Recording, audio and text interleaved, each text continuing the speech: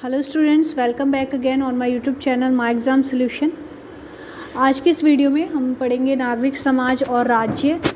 आपका जो है यहाँ पे यूनिट 6 है ये, और आपके जो है MPS 04 बुक का ही एक टॉपिक है नागरिक समाज और राज्य।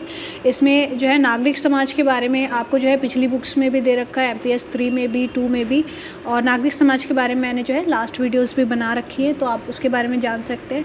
यहाँ पे हम जो है नागरिक समाज और राज्य से इसका जो है क्या संबंध है, इसके बारे में आपको यहाँ पे बताया गया है। तो यहाँ पे हम नागरिक समाज क्या होता है ये भी जानेंगे, इसका क्या अर्थ है, और राज्य से इसका क्या संबंध है इसके बारे में जानेंगे।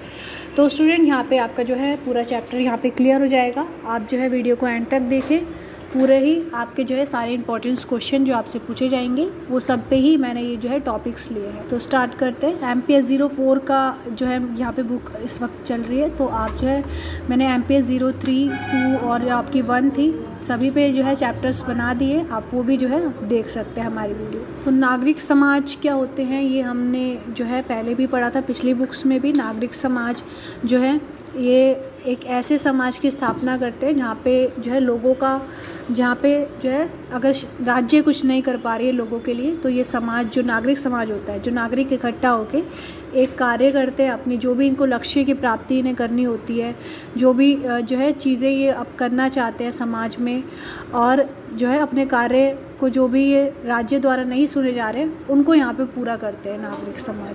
तो नागरिक समाज जो है ये राज्य के कार्यों को भी आसान करते हैं, यहाँ पे किस तरह से जो है इन कार्यों को ये आसान करते हैं, और राज्य का जो है राज्य के साथ एक संबंध बनाते हैं यहाँ पे, इसको भी देखेंगे हम। तो नागरिक समाज का अर्थ, नागरिक समाज क्या होते हैं? नागरिक समाज के अंतर्गत वह संस्थाएं आती हैं जो व्यक्ति अपने हितों के संवर्धन और सुरक्षा के उद्देश्य से बनाते हैं। यानी कि जो व्यक्ति, समाज में कुछ ऐसे मुद्दे होते हैं जो राज्य तक नहीं पहुंच पाते हैं, तो उन सामाजिक मुद्दों को अब नागरिक समाज जो है हल करता है। नागरिक समाज जो है यानी कि कुछ नागरिकों का एक समूह होता है, एक संगठन होता है जो व्यक्ति के सारे हितों को समझता है, और सरकार के समक्ष वो जो है उनकी सारी जो है कमियां हैं, या फिर सरकार के समक्ष जो भी व्यक्ति के लक्ष्य हैं, या फिर जो भी चीज़ें उन जो है नहीं हल की जा रही है समाज में, वो सरकार को दिखाता है। तो नागरिक समाज यहाँ पे जो है एक मध्यस्थता की भी भूमिका यहाँ पे निभाता है। हम कह सकते हैं कि ये जो है राज्य और लोगों के बीच एक मध्यस्थता का काम कर रहा है, क्योंकि लोगों की जो ज़रूरत है, जो मांगे हैं, ये राज्य तक पहुँचा रहा है। इसके अंतर्गत सभी संस्थाएं विशेष पर सभ्य सेवी संघ, सामाजिक आंदोलन तथा सार्वजनिक संचार के रूप में सम्मिलित हैं। इसमें जो है सभ्य सेवी संगठन इसमें शामिल है, और विभिन्न सामाजिक आंदोलन, जो भी समाज के लिए जो भी आंदोलन उठाए जाते हैं समाज में मांगे पूरे करने के लिए, ये सब जो है नागरिक समाज के अंतर्गत आते हैं, क्योंकि ये जो है नागरिकों के लिए कार्य कर रहे हैं। तो यहाँ पे नागरिक समाज क्या होता है यह हमें समझ में आ गया होगा। और जो है यहाँ पे नागरिक समाज जो है ये राज्य के समक्ष जो है लोगों की मांगों को रख रहा है। तो ये राज्य के जितनी भी परेशानियाँ आती है राज्य को अपना कार्य करने में, या फिर राज्य जिस क्षेत्र तक राज्य की पहुँच नहीं है उन कार्यों को ये आसान कर रहा है, यानी कि लोगों की सारी मांगें जो है सुन रहा है, और किस तरह से जो है उसे हल किया जा सकता है उसको समझ रहा है। तो यहाँ पे जो है ये राज्य का कार्य यहाँ पे आसान कर देता है। इसके अलावा आपसे जो पूछा जाता है लोकतंत्र और नागरिक समाज, यहाँ पे जो है लोकतंत्र में नागरिक समाज की क्या भूमिका है। तो अमेरिका में लोकतंत्र सभ्य सेवी संगठन की व्यवस्था से टिकाऊ हो गया है। अमेरिका में जो है नागरिक समाज जो है यहाँ पे स्थापित किया गया है, और ये जो है लोकतंत्र की स्थापना इसने यहाँ पर करी है। इसके अलावा इन संगठनों ने विश्वास, सहनशीलता तथा समझौते जैसे लोकतांत्रिक मूल्यों के विकास में सहयोग दिया है। यानी कि नागरिक समाज क्या करते हैं? समाज में विश्वास, सहनशीलता और समझौता करते हैं, यानी कि लोगों को यहाँ ये विश्वास दिलाते हैं कि उनकी मांगों को सुना जाएगा और सरकार के समक्ष रखा जाएगा। सहनशीलता देते हैं, और जो है समझौते करते हैं, यहाँ पे राज्य से समझौता करते हैं कि मैं जो है इनकी मांगों को पूरा करूँगा, और लोगों को भी जो है इसका विश्वास दिलाते हैं। तो यहाँ पे नागरिक समाज जो है लोकतंत्र में एक महत्वपूर्ण भूमिका निभा रहे हैं।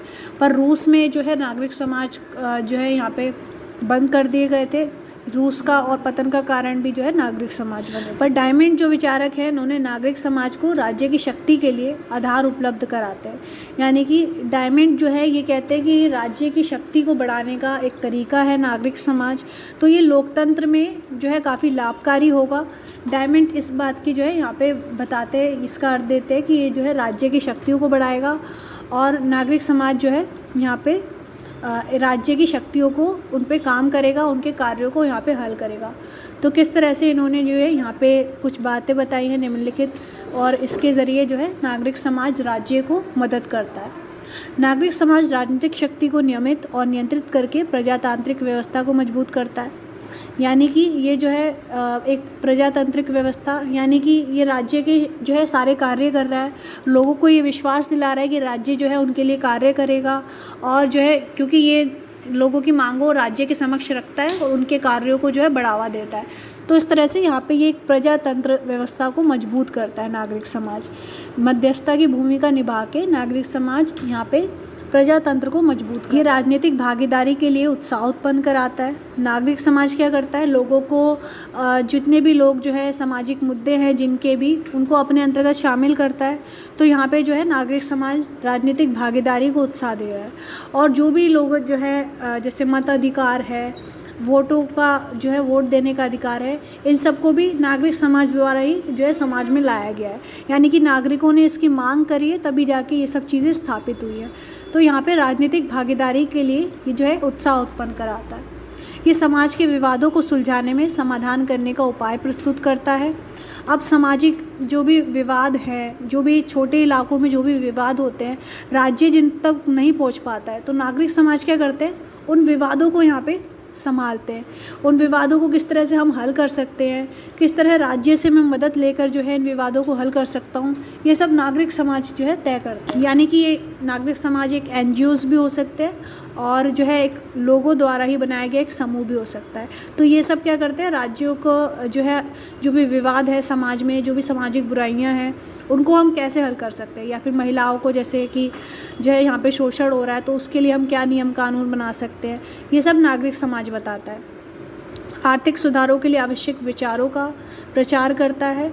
यानी कि जो भी आर्थिक सुधार होते हैं समाज में, जो है क्या आर्थिक नीतियाँ अपनाई जानी चाहिए, और जो है किस तरह से जो हमारा व्यापार है या फिर जो भी लोगों को जो है मुद्रा की जो भी हमें कैसे मुहैया करवा सकते हैं, इसके बारे में ये बताता है। तो जो भी आर्थिक नीतियाँ बनाई जा रही है उसमें नागरिक समाज आर्थिक सुधारों के लिए आवश्यक माना जाता है। प्रजातांत्रिक संस्कृति को बढ़ावा देता है, प्रजातंत्र को ये बढ़ावा दे रहा है। नागरिक समाज का उद्देश्य शक्ति की संरचना में सुधार लाना है। यानी कि राज्य की जो शक्ति है उसमें सुधार लाने का काम नागरिक समाज करता है। तो यहाँ पे लोकतंत्र को जो है कायम बना रहा है नागरिक समाज। क्या कर रहा है, यहाँ पे लोकतंत्र हमारे देश में स्थापित हो सके, एक जो है लोगों की सुनी जा सके, क्योंकि ये लोगों के लिए काम कर रहा है, लोगों के मुद्दे समझ रहा है। तो इस तरह से लोकतंत्र में जो है बढ़ावा दे रहा है या फिर लोकतंत्र में जो है अपना योगदान दे रहा है। और डायमंड इसी तरह डायमंड बताते हैं कि लोकतंत्र के लिए नागरिक समाज जो है एक शक्ति प्रदान कर रहा है और राज्यों के कार्यों को जो है ख़त्म कर रहा है, राज्यों के कार्यों को जो है ये ख़त्म करता है, यानी कि अपनी लोकप्रियता बढ़ा रहा है। इस तरह से राज्य के कार्य यहाँ पे ख़त्म। इसके अलावा प्रमुख अंशदाता यानी कि क्या क्या चीज़ें हैं ऐसी जो कि नागरिक समाज में जो है अपना बढ़ावा दे रही हैं या फिर नागरिक समाज को जो है ये पक्ष लेती हैं। नागरिक समाज के विकास में विभिन्न व्यक्तियों विचारकों ने योगदान दिया है।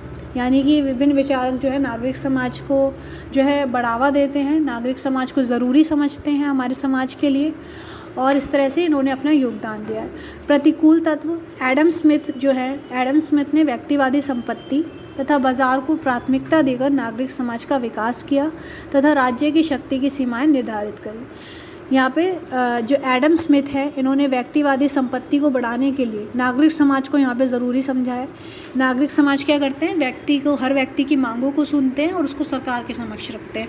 तो एडम स्मिथ बताते हैं कि व्यक्तिवादी जो संपत्ति है उसको बढ़ाने के लिए नागरिक समाज कार्य कर रहा है। इसके अलावा हैजल जो है, इन्होंने अपने विचार दिए हैं कि नागरिक समाज और राज्य ने नागरिक समाज को आर्थिक व्यवस्था से अलग मानव, धार्मिक संगठन तथा अन्य सभी संगठन नागरिक समाज के अंतर्गत आते हैं।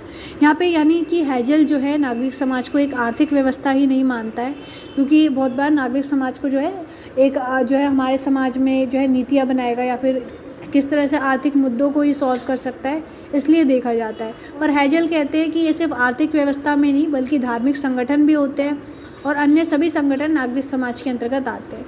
जितने भी धार्मिक संगठन हैं या फिर समाज में जो भी बुराइयां ख़त्म करने के लिए जितने भी NGOs बनाए गए हैं, ये सब नागरिक समाज के अंतर्गत आते हैं। तो हेजल ने जो है नागरिक समाज की आर्थिक व्यवस्था के अलावा उनके धार्मिक संगठन और भी उसके जो है NGOs हैं या फिर और भी जो संगठन हैं उसकी व्याख्या यहाँ पे करी। नागरिक समाज के बारे में मार्क्स के विचार हमेशा जो है आपसे पूछे जाते हैं। जब आप राज्य का चैप्टर पढ़ रहे थे तभी भी मार्क्स के सिद्धांत यहाँ पे हमने बताए थे।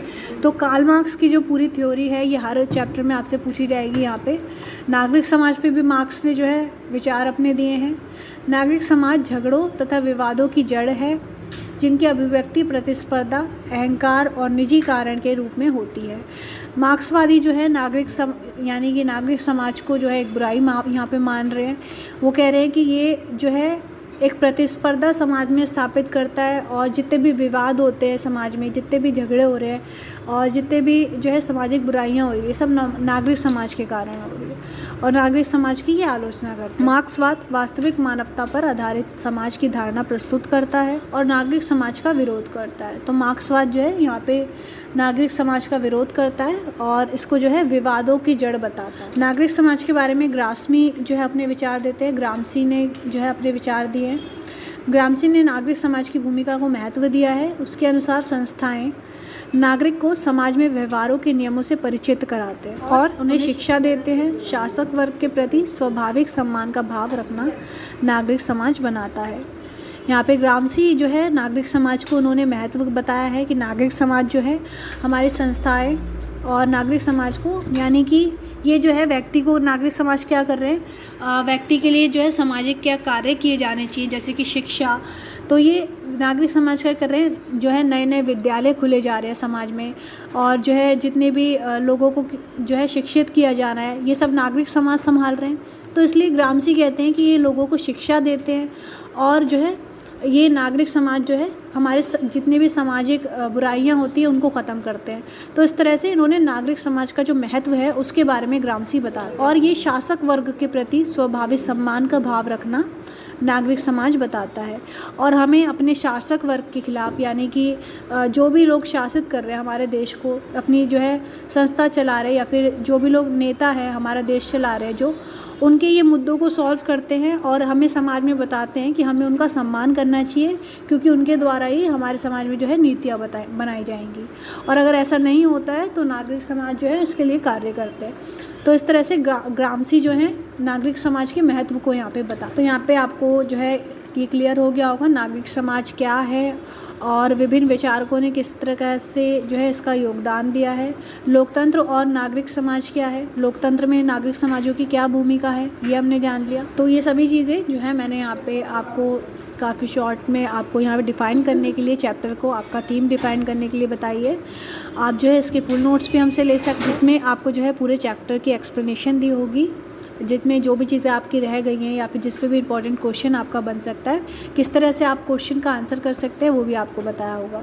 तो इसके नोट्स जो है आप हमसे व्हाट्सएप पर DM करके ले सकते हैं। इसके अलावा स्टूडेंट्स आपके एग्ज़ाम प्रिपरेशन के लिए अगर आपको ऑनलाइन क्लासेस चाहिए या जैसे कि अगर आपको जो है अपने ऑनलाइन क्लासेस में आपको जो है आपके सारे चैप्टर्स यहाँ पे क्लियर करवाए जाएंगे और आपके इंपॉर्टेंस क्वेश्चन हर चैप्टर में से क्या बन सकते हैं, एग्ज़ाम के लिए आपको गेस्ट पेपर और नोट्स भी प्रोवाइड किए जाएंगे। तो इस तरह से पूरी ऑनलाइन क्लास आपको दी जाएगी। अगर आप इसमें इंटरेस्टेड हैं तो आप जो है हमसे इसकी इन्फॉर्मेशन ले सकते हैं। व्हाट्सएप नंबर पे आप जो है DM करके या फिर कॉल करके इसकी जो आपको क्या फीस रहेगी और क्या इसकी टाइमिंग रहेगी आप जो है ये भी हमसे पता कर सकते हैं। तो स्टूडेंट यहाँ तक आपको वीडियो अच्छा लगा हो तो आप प्लीज़ वीडियो को लाइक करें और आप हमें कमेंट में जो है अपना नेक्स्ट टॉपिक बता सकते हैं। अगर आपको पॉलिटिकल साइंस का नेक्स्ट चैप्टर अगर आपको चाहिए या फिर आपको कोई भी और टॉपिक चाहिए तो वो भी आप हमें बता सकते हैं। Thank you so much students video को एंड तक देखने के लिए।